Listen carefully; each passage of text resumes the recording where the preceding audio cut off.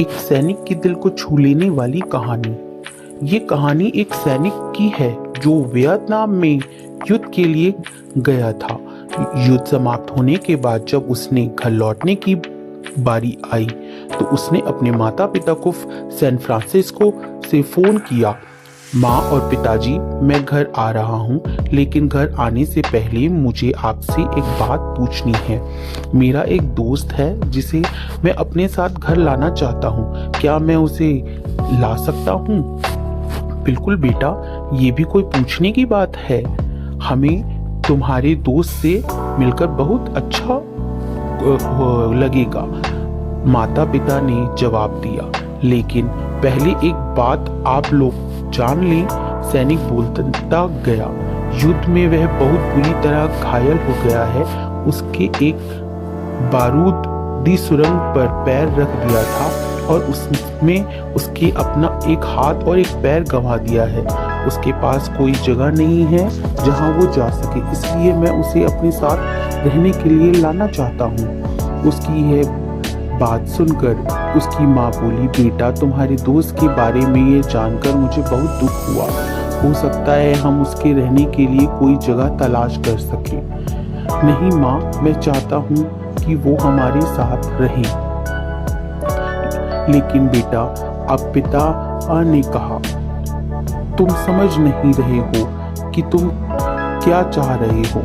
इस तरह की अपाहिज व्यक्ति हमारे लिए कितना बड़ा बोझ होगा। हमारी अपनी जिंदगी है जीने के लिए और हम नहीं चाहते कि इस तरह की कोई भी परिस्थिति हमारी जिंदगी में दखल दे।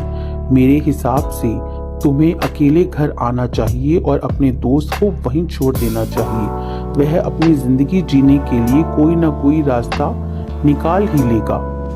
सुनकर उस सैनिक ने फोन रख दिया। कुछ दिनों बाद उसके माता पिता को सैन फ्रांसिस्को पुलिस से एक संदेश मिला जिसमें उन्हें बताया गया कि उनके बेटे की एक बिल्डिंग से गिरकर मौत हो गई है। पुलिस के हिसाब से यह एक सुसाइड केस था।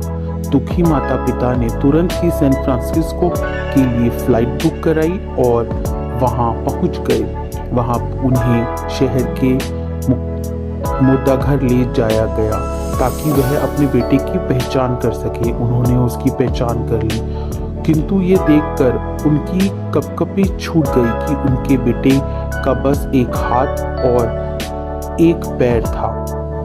दोस्तों, इस कहानी में जो माता पिता हैं वह हमसे बहुत से लोगों की तरह है जो अपनी सुविधाओं को सबसे अधिक महत्व देते हैं।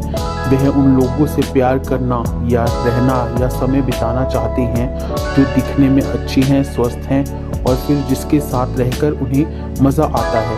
वह ऐसे लोगों को पसंद नहीं करते जो देखने में स्वस्थ, सुंदर या स्मार्ट नहीं है, या जिसके साथ वह मज़ा नहीं कर पाते या तो किसी भी रूप में उनके लिए असुविधाजनक हैं। वे ऐसे लोगों से दूरी बनाकर रखते हैं, लेकिन कभी कभी उनके इसी व्यवहार के कारण उनके सामने ऐसी परिस्थिति उत्पन्न हो जाती है जब उन्हें पछताना पड़ता है।